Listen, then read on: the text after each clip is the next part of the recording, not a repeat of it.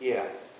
I know this because I was there at Ramadan, and they were up very early to get the guys up to go into prayer for Ramadan. So they are Muslims. I was surprised to walk in and see how decorated it is for Christmas. Really? Christmas tree and garland in the hall and above the boys' rooms. I mean, and she was out at night, and then he came out in the morning. Very friendly people. And he came over to me and shook my hand and says, "Happy holidays." I don't take that as an offense coming from a Muslim. I take it as him acknowledging that while we don't celebrate this, it is important to others, and we're going to facilitate their worshiping. But we as Christians need to be deliberate about keeping Christ in Christmas, about doing things.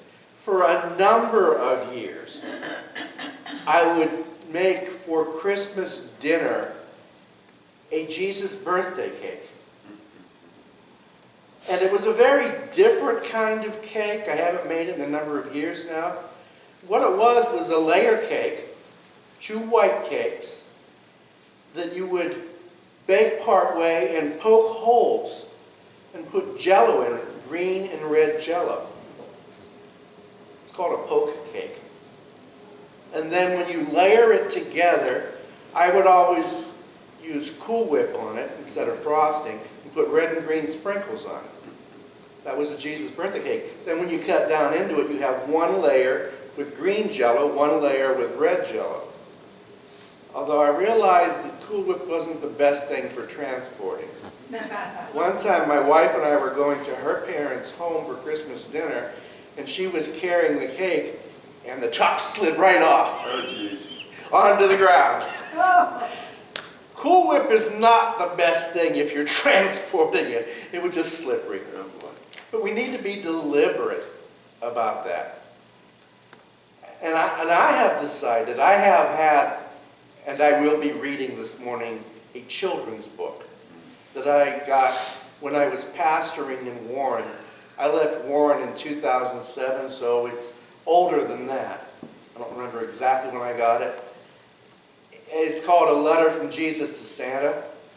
And I have decided that when I do move back to Wilkes-Barre, that I want to read this book to my grandchildren as a way of keeping that in there, the gospel in there.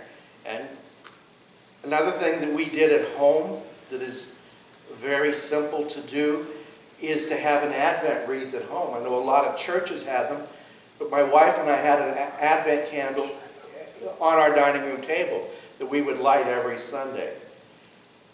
And when she was about 3 or 4 years old, we have video of Christina explaining everything on that Advent candle. What every candle stood for, what the circle stood for, what all the greenery stood for, what the red berries stood for. And I thought that was the cutest thing. What is this, Christina? And she would say what that was and what that was. So Advent candle. And there are other ways, having a reading of Luke chapter 2. But we need to keep Christ in Christmas. We really do. It's one of the great stories of the Bible. It is a great miracle of the Bible. And that's all I've got for now. Any questions? Any comments? That's great. All right, thank you.